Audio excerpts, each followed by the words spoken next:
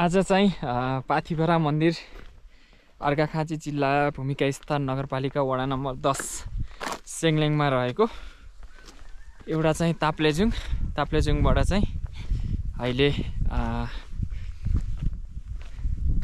लिएर ताप्लेजुङ जस्तै अस्तित्व भएको उत्तिकै पावरफुल भगवान पाथिभरालाई भेट्नको लागि दर्शन गर्नको लागि चाहिँ हामी आछौँ। नर्मली हिँड्न पर्ने छ अलिकति बाटो चाहिँ ठाउँ दृश्य हेर्दा चाहिँ बवाल छ, बवाल देख्न सक्नुहुन्छ।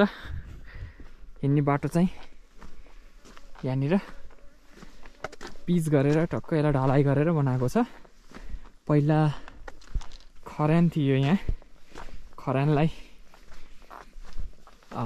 खनेर अहिले चाहिँ एकदम व्यवस्थित भएको छ।